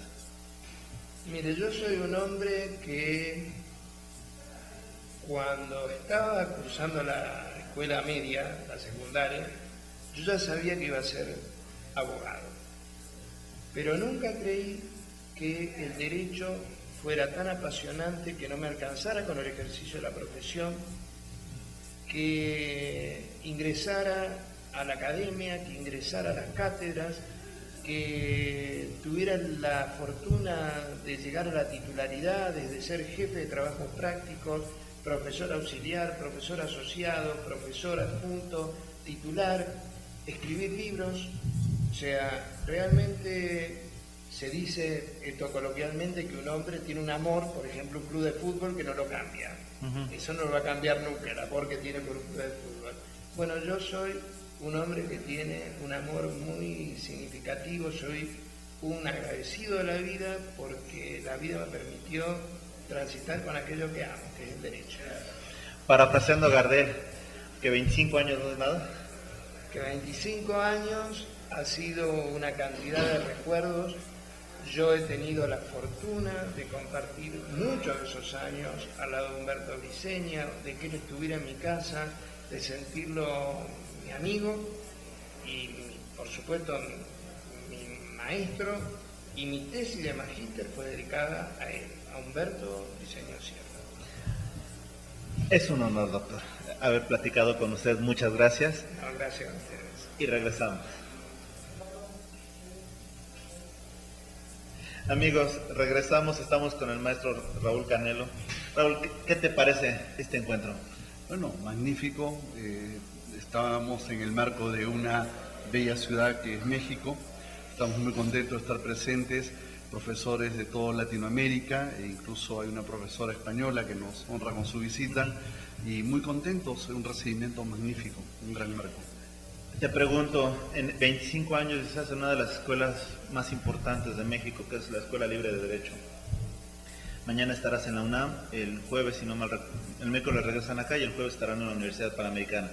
3 instituciones que realmente representan mucho porque son muy importantes en la materia. ¿Qué se siente? Bueno, para mí es toda una emoción. Yo vengo de una universidad importante en Latinoamérica también, que es la Universidad Nacional Mayor de San Marcos, una de las más antiguas, como la Universidad Autónoma de México. En realidad hay todo un debate. Yo diré que es la más antigua de San Marcos, ustedes dirán que es la de México, pero es emocionante. Y para mí, más aún, compartir con amigos que son todos discípulos del maestro Briceño Sierra, están sus hijos, está el profesor de la Universidad Libre Mauricio Cárdenas, a quien he conocido en Argentina, en la Universidad de Rosario. En fin, hay una gran inquietud también por conocer a los procesalistas mexicanos, sus avances, sus logros, y cómo no, un reconocimiento muy importante a la Universidad Autónoma de México, a las instituciones jurídicas, a esta misma Universidad Libre. Tenemos las mejores referencias en Latinoamérica. Oye, pero tú tienes la gran ventaja de que estás formando jóvenes, tienes masa y tú moldeas. A esos jóvenes, ¿qué representa para ellos o qué puede representar para ellos el derecho procesal? El derecho procesal es un tema de libertad. En estos momentos yo creo que vivimos una gran crisis de justicia en Latinoamérica, y un elemento central de la justicia es el proceso. En mi país el proceso se haya contaminado con la corrupción, pero además, y quiero reconocer mi participación en una reforma que se hizo en los años 90, el nuevo Código Procesal Civil Peruano vigente, en el cual tuve la suerte de participar. Sin embargo, creo que nos equivocamos en algunos rubros centrales. Creímos en un personaje que se llamaba juez. Pensábamos que era el más importante, el protagonista del proceso. Y así lo es. Sin embargo, le dimos todas las facultades para que el juez, en un momento de grandeza, hiciera justicia social. Establecimos la socialización del proceso, el juez que supera los problemas, las desigualdades sociales, y en fin, pensamos que el juez lo era todo. Cuando nos dimos cuenta, después de varios años, más de 20 años de vigencia del código, que el juez no ha podido solucionar nada, porque ni siquiera él puede superar sus propios problemas. La administración de justicia no tiene recursos en mi país y en algunos países latinoamericanos, es evidente. No hay la capacitación debida, y lo que es peor, el juez es dependiente del poder político. Los grupos políticos normalmente se entrometen en la administración de justicia, dominan la administración de justicia, y por ello, repito, en mi país y probablemente en algunos otros, no hablo de México, el juez está politizado, está corrompido por la política, y lo que recibimos como administración de justicia no es lo correcto. Raúl, pero por lo que me estás diciendo, hay una pregunta mucho más seria. ¿Cómo ser juez y no morir en el intento? Bueno, lo que pasa es que nosotros hemos idealizado a un juez y le hemos dado un rol de promotor pues de todas las soluciones habidas y por haber, y eso es un error. El juez está para juzgar. Si al juez le decimos, señor, usted juzgue y punto, pero usted, juez, no es abogado de una de las partes, usted no es el abogado del más débil, usted tampoco tiene por qué hacerle caso al poderoso, usted está para juzgar, usted no está para solucionar los conflictos o las deficiencias de las partes, usted tiene que actuar neutralmente, imparcialmente, y si usted se preocupa de eso, tendremos una mejor administración de justicia. El hierro está en pensar que el juez nos iba a dar todas las soluciones. En mi país el código establece un principio que dice el juez procurará que en el proceso las desigualdades sociales no interfieran en la justicia. O sea que el juez ahora es una especie de ministro de Economía que va a ayudar a solucionar las desigualdades sociales. O sea, hemos distorsionado. Parece muy loable eso. Y claro, tuvimos emoción social al hacerlo, pero después nos hemos dado cuenta que ese poder que le dimos al juez tan amplio, al final fue pésimo, porque ese juez mediatizado, controlado, con esos poderes amplios, está al servicio de alguien, y ese es el problema. Oye, pero perdón, lo que me estás comentando es interesante, pero yo tengo una duda. Aquí se trata de motivar a los jóvenes a que estudien y que vean ser juez como un desafío, pero realmente después de lo que estamos comentando también pueden verlo como un hecho intimidatorio, ¿no? Decir, oye, caramba, si ser juez representa tanto... Y lo es un desafío. Sí, por eso. Y lo es un desafío porque justamente de lo que se trata es de administrar justicia, de participar en el proceso como tal, como juez, actuar imparcialmente, ese es el tema. Pero en nuestros países se nos ha confundido, se nos ha dicho, no, el rol del juez es solucionar los problemas sociales. No lo es, eso es mentira. Los políticos nos han vendido esa idea y parece fantástico. El alumno que quiere realmente entrar a la magistratura, lo que debe aspirar es efectivamente administrar justicia en el sentido que el proceso y el debido proceso establece. El juez tiene un rol, el juez no es ni demandante ni demandado, el juez es quien resuelve. Mientras no se contamine, hará su trabajo bien. Oye, pero aquí me parece muy bien lo que estás diciendo, pero nuevamente, quisiera hacer énfasis, vas a hablar con demasiados jóvenes. ¿Qué te gustaría que esos jóvenes se llevaran a la almohada hoy cuando estén durmiendo como reflexión? En cuanto a ser juez implica una responsabilidad, es un gran poder. Bueno, no solamente el ser juez, el ser abogado también, claro, y el derecho en general. Justamente el maestro Carneluti en Miserias del Proceso nos decía que el hombre es parte, hay una parte demandante y una parte demandada, y el juez mismo es parte. El ser humano es parte, hay hombre, hay mujer, el hombre no puede oler todos los olores, no puede distinguir todos los colores, siempre es parte. Y Carneluti decía, solo Dios puede el todo. Y la justicia es un todo, y la tragedia del juez es justamente administrar justicia en base a una parte. Siendo el parte, tiene que administrar un todo. Bueno, y ese es el reto. Ese es el reto del alumno, ese es el reto del profesor, ese es el reto del juez, el reto del abogado. Y te pregunto, el derecho procesal, ¿qué parte viene siendo de ese todo?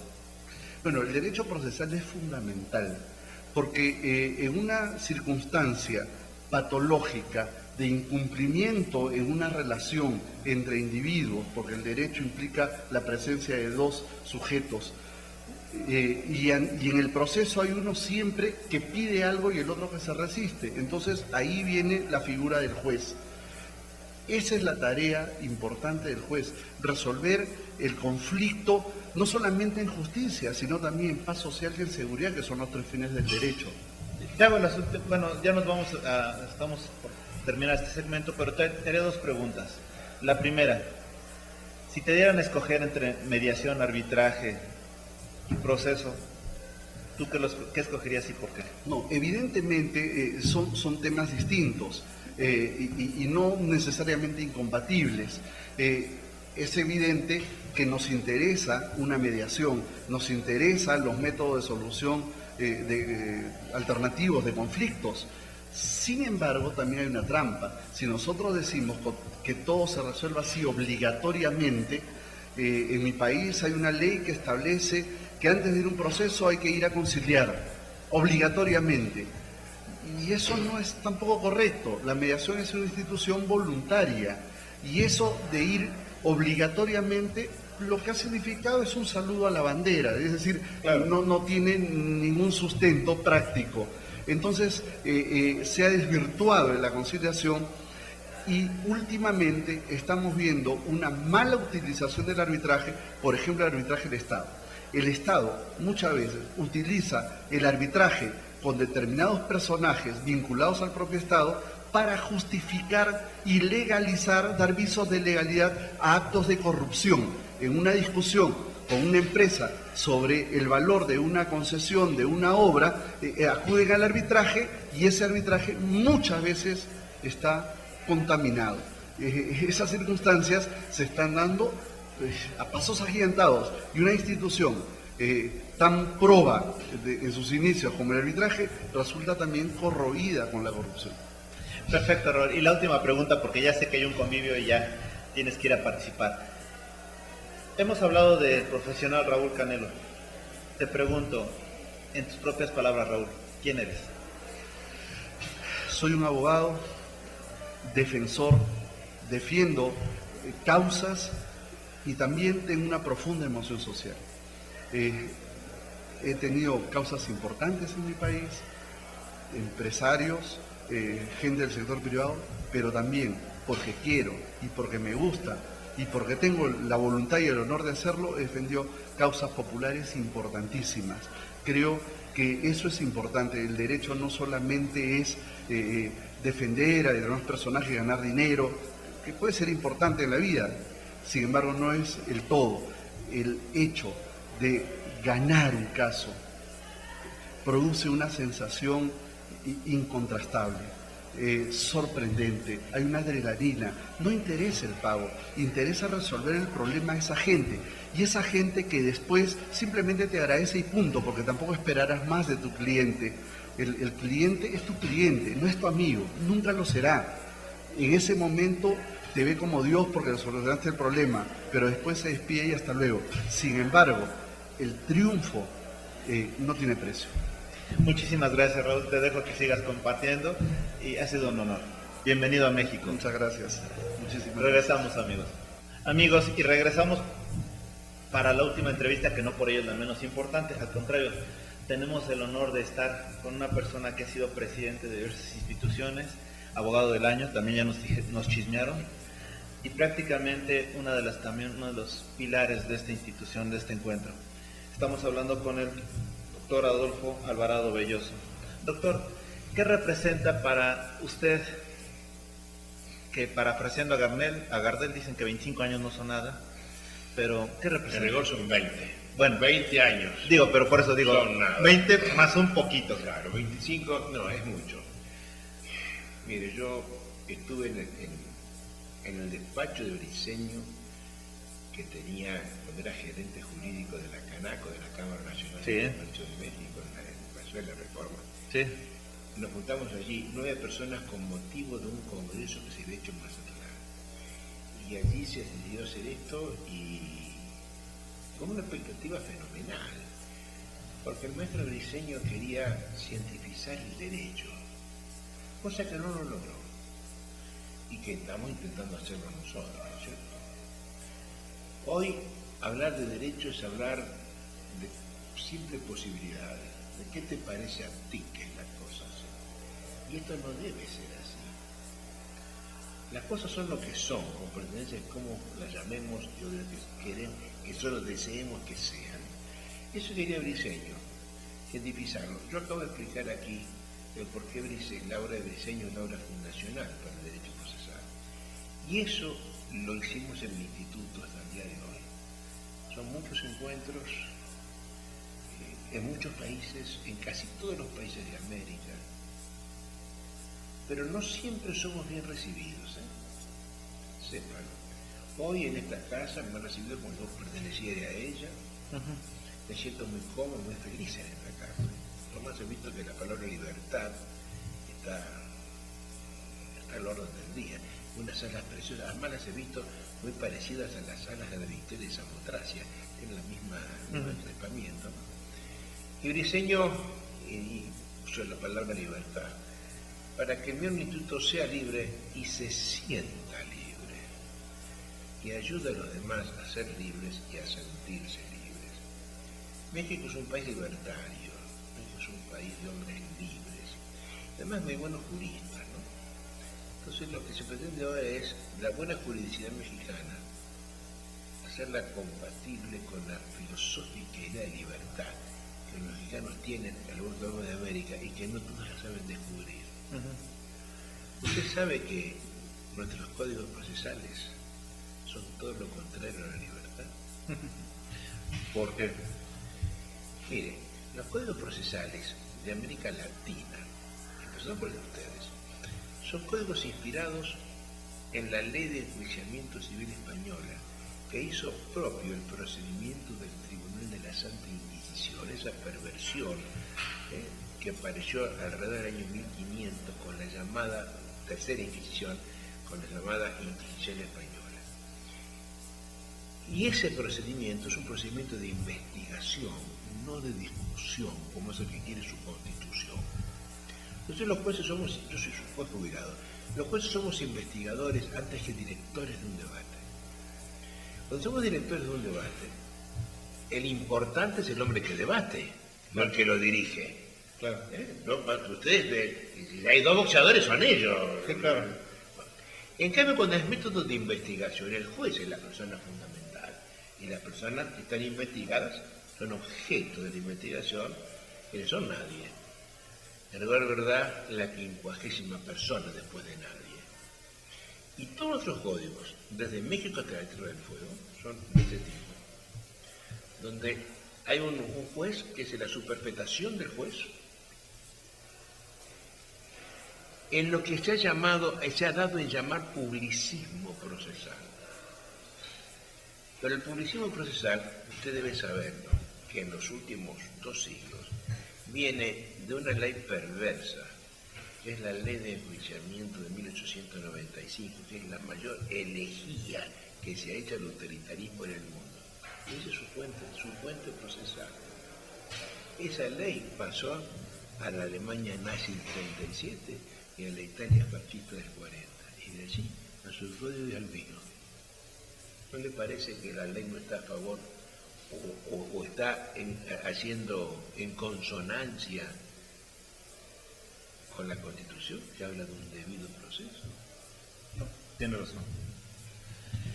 Y lo que vienen a hacer en este encuentro es tratar de regresar a ese criterio. Mostrar el criterio del cual nunca debimos haber salido, señor. Y por contingentes razones históricas se fue dando. Hoy no todo el mundo sabe lo que le estoy diciendo, creen que esto es habitual, y no es así. Entonces lo importante es mostrarle a la juventud, sobre todo, que es la que no está todavía teñida de ninguna suerte de ismo que esté molestando acá. La juventud, lo acabo de decir acá, los hombres de mi edad somos irrecuperables.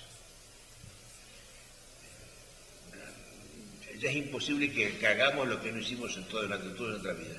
Pero me parece que orientar a la juventud para que tenga el poder de decisión de si juegan a favor de la Constitución o a favor del autoritarismo de turno, es una opción válida. Y yo no dudo de que los mexicanos van a votar por su Constitución, yo no lo dudo. Como en general todos los latinos, ¿no? Muy general, ¿no? Pero hay países que no, Hay países que son, el hombre está subyugado, está pisoteado. No me haga decir cuál. Y de repente los jóvenes tienen la respuesta. Pero también es una gran responsabilidad para ellos, ¿no? Porque en un momento dado ellos están diciendo quieren abrirse al mundo cuando ya tienen que resolver su mundo. La importancia para esto es de los docentes de esta casa, señor. Exacto. Hacerles ver que en las manos de ellos está el futuro de sus propios hijos. Sí, claro. Pero de todas formas... Ya no de los míos. No, porque los suyos muy probablemente ya están inmiscuidos en esta situación, ¿no? Así es. Y en un momento dado los jóvenes dirán, bueno, es un desafío. pero también depende mucho del profesor, porque también Sí, puede influir miedo, ¿no? Sí, señor. Pero mire, yo tuve esta suerte, ¿no? Mi maestro fue Humberto Briceño. Yo descubrí a Briceño en el año 1969, mire cuántos años atrás, ¿eh? Y me interesé por su CD y lo seguí. Yo vine muchos años seguidos a México a pasar Navidades con Briceño, en su casa. Yo con mi familia en su casa y conversando de sus ideas. Él fue un filósofo que fue ignorado en México. Si acá hubieran seguido los principios de Humberto, yo tendría hoy no tener la crisis judicial que está. No en México, toda América Latina, ¿no? Una crisis terminal. La palabra crisis, señor, significa cambio semánticamente. Claro. Pero entre nosotros es cambio demeritante. Estamos en una situación que desde todo, hasta Tierra del Fuego, estamos mal. No salimos de esto, no sabemos cómo salir. Tal vez, si barajamos las cartas y damos de nuevo, y ahora las damos con las ideas de Briceño, ¿quién le dice a usted que algo cambie? Pero también hay que verlo como una forma de una oportunidad. Eso es lo que vienen a hacer ustedes. Exacto, mostrarles que hay una oportunidad. Claro, en un momento dado ustedes están comentando que vienen con un pensamiento científico a desarrollar esta ciencia del derecho. Pues hagámoslo como eso. Es cierto, ya el mal o bien ya se encuentra ahí, ¿no? Ahora los jóvenes y también nosotros como promotores de ideas, como formadores, como orientadores, construyamos un mejor derecho, ¿no? Qué buena sería esta cosa, señores. Depende de nosotros y depende de lo que usted está haciendo, de lo que viene a formar aquí, de lo que viene a platicar con los profesores, de las 3 instituciones que están respaldando este evento. Esa es la idea. Esa es la idea y qué bueno que tengamos aquí a personas como ustedes que con la experiencia nos vienen a decir el por qué no. Y el que tal vez haya un sí cercano. Claro. No lo sabemos, ¿no es cierto? Pero a lo mejor el drama sería que no ni siquiera hiciéramos la prueba, ¿no? Claro. Y el drama también sería de que nos convenciéramos de que este es el sistema perfecto. Que es de lo que estamos convencidos, señor.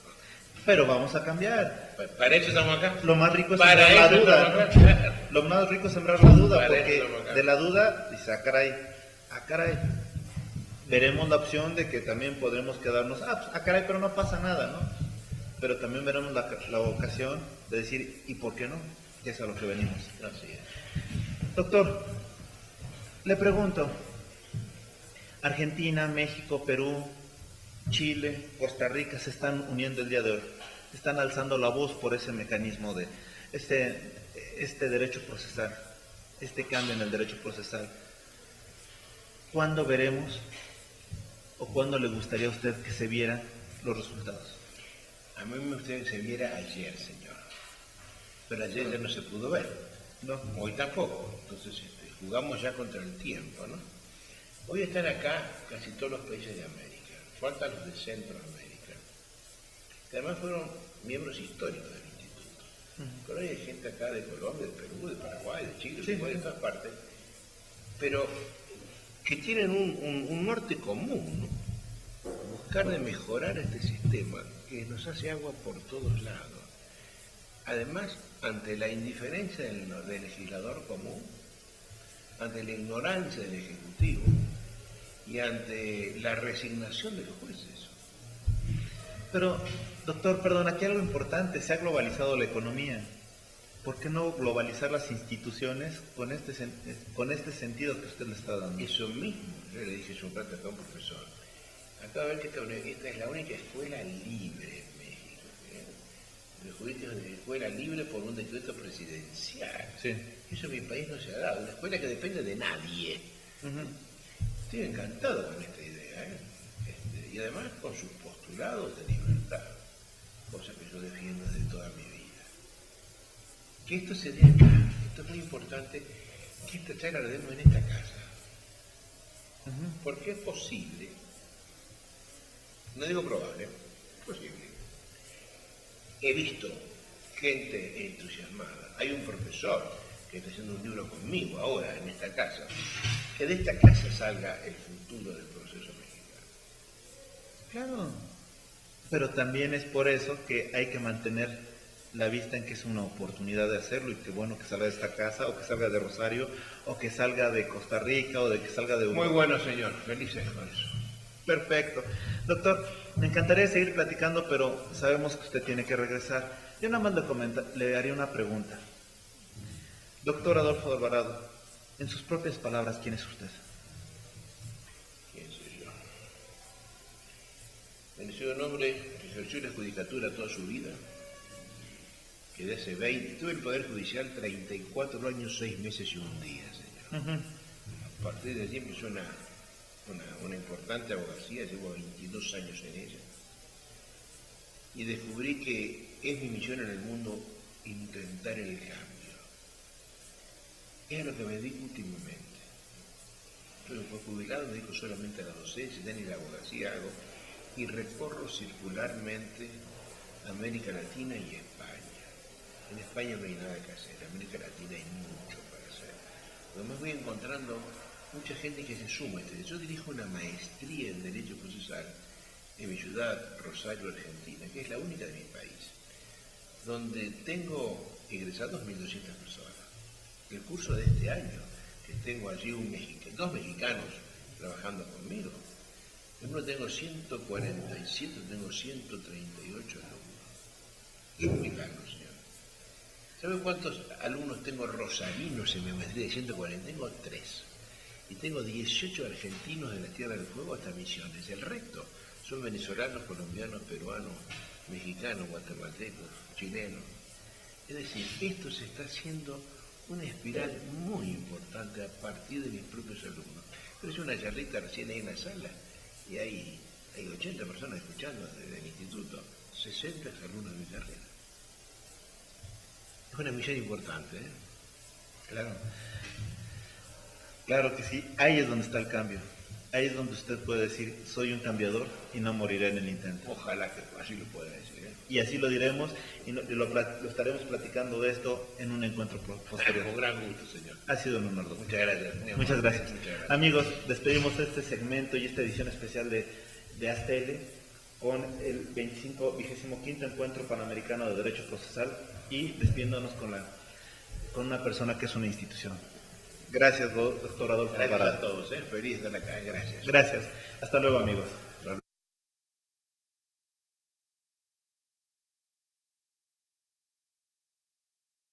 Buenas tardes, amigos de ASTL. Bueno, pues antes que nada es un honor para mí estar en este recinto, en mi universidad, en la Universidad Panamericana, y nada menos que con el rector de la facultad, José Antonio Lozano. José Antonio, muchas gracias por darnos estos momentos. Al contrario, muchas gracias a usted. José Antonio, ¿qué se siente ser la cabeza de una escuela de derecho que se ha considerado de las mejores, ya no solo en México, sino hasta en Latinoamérica? Pues realmente es una gran responsabilidad esa pregunta que me haces, siempre difícil de contestar, siempre con nuevos horizontes. Es una actividad apasionante. La verdad de las cosas es que con el paso de los años hemos ido, pues sí, encontrando la mística que siempre ha tenido esta institución. ¿Y qué se siente? Pues no solo la responsabilidad y la emoción, sino también una gran realización personal. Oye, y algo que debe ser una mucho mayor responsabilidad es que tú cada año recibes a muchos jóvenes que son masa para formarlos como nos formaron a nosotros. De alguna manera, ¿algún día te ha dado cierto miedo, temor o qué sientes? Bueno, los jóvenes que recibimos hoy en la universidad son muy distintos de cuando nos tocó a nosotros, anteayer, ¿verdad? Desde luego estudiar la carrera. Son jóvenes que vienen pegados a las redes sociales, que tienen sin duda un conocimiento mucho mayor de la computación, de las nuevas tecnologías, pero con una pobre retentiva para la lectura de comprensión, hábitos de estudio no necesariamente tan desarrollados. Y una de las cosas que intentamos aquí en la Panamericana es desarrollárselos, esos hábitos que cuesta bastante. Esa es una masa crítica importante. Hicimos unos cambios muy importantes en el plan de estudios en esa línea. Perdón, es que para que vean que es en vivo. No. Oye, y aquí otra de las cosas. Se habla mucho de los jóvenes, de los ninis. ¿Qué está sucediendo con ellos? Bueno, hoy me parece que las estadísticas oficiales y los datos que se han dado no alcanzan a ver la verdadera magnitud del problema. En México tenemos una cantidad de jóvenes en la calle sin estudiar, sin trabajar, como no la habíamos tenido nunca en la historia.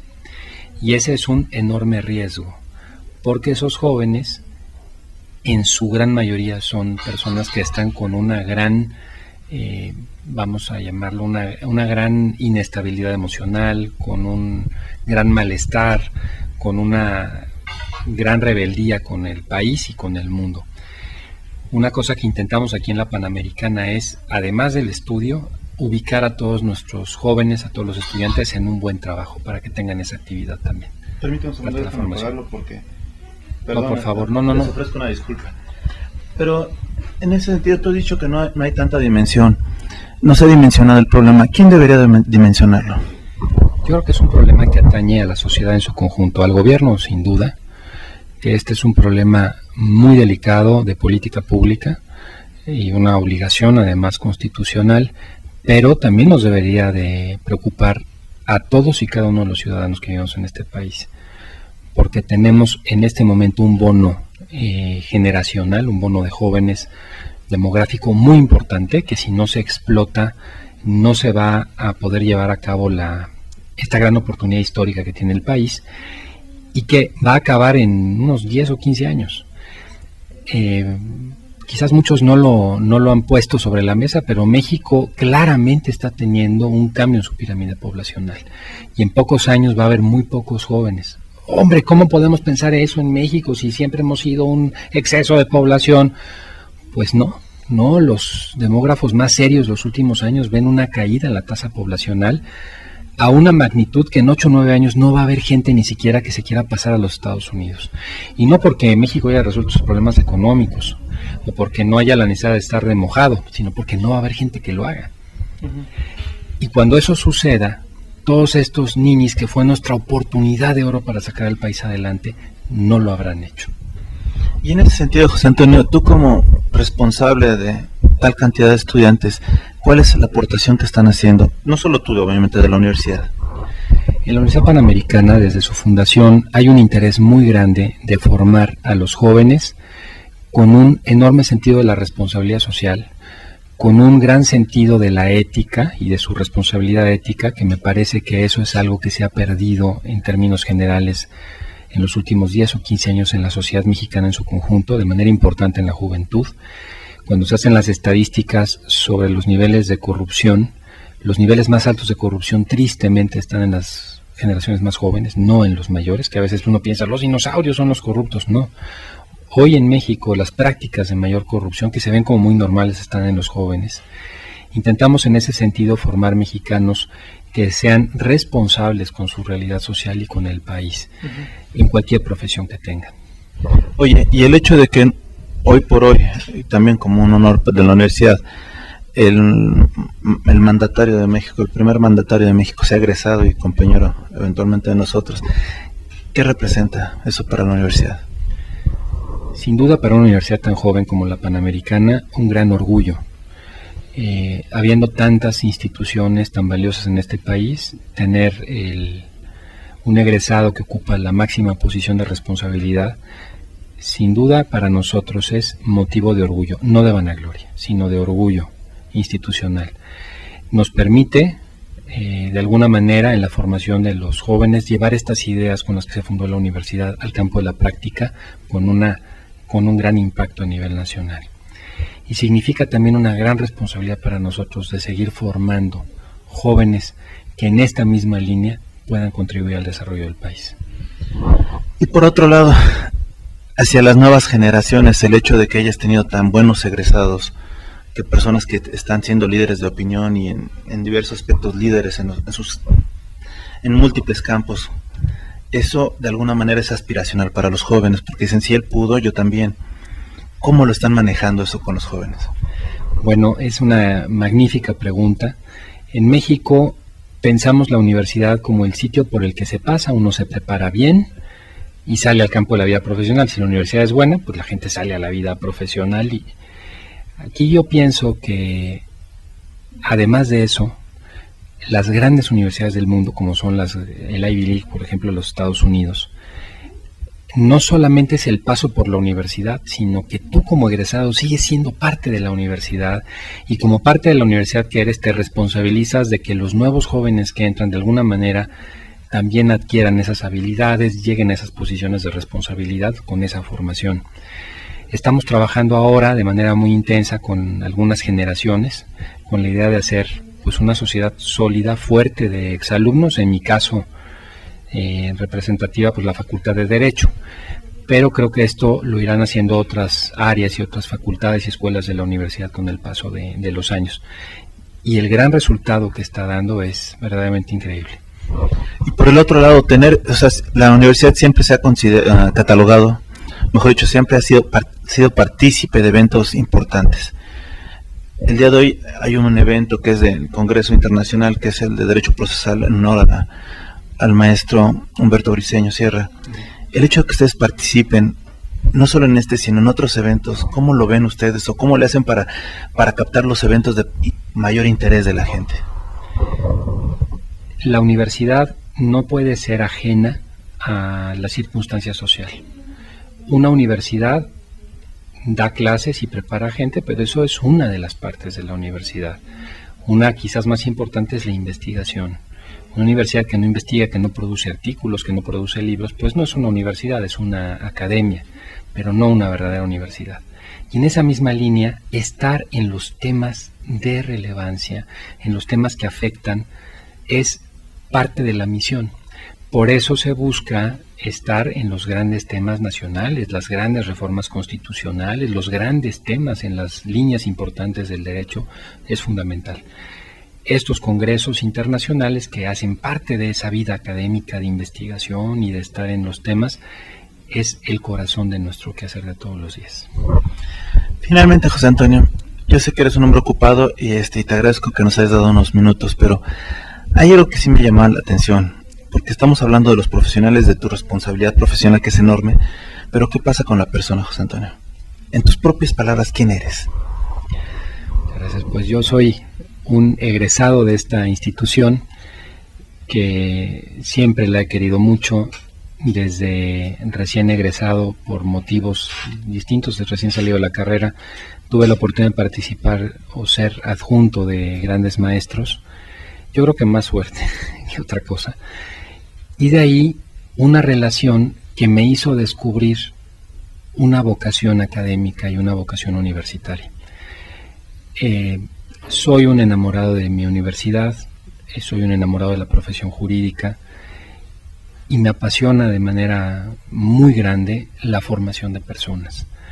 Ver a un muchacho que llega preparatoriano total, ¿no? Con pues muy niño, vamos, ¿no? Con un grado de madurez muy menor, que ahora además estos años llegan así, más que en otras épocas, más de secundaria casi para nosotros, más juguetones, y salir o ver salir a abogados hechos y derechos después de 5 años y verlos además con éxito profesional, y que además los empleadores, hay una retroalimentación con ellos sobre el buen desempeño que han tenido, es una satisfacción que no la paga el dinero, no la pagan nada en el mundo. Creo que eso es una de las cosas de mayor satisfacción personal que en la vida me han tocado.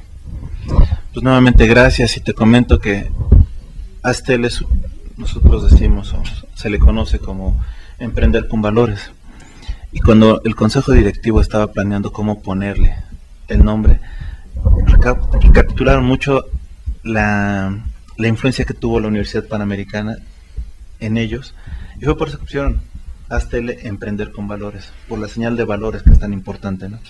Pues nuevamente te agradezco muchísimo, y a nombre también de Astel te digo que todos los proyectos que requieras difusión a través de nuestro medio, lo tienes, con todo gusto. Gracias Astel por estar aquí con nosotros, espero que sea la primera de muchas ocasiones. Será un honor, muchas gracias. And I can show you the simple things to unwind. You don't have to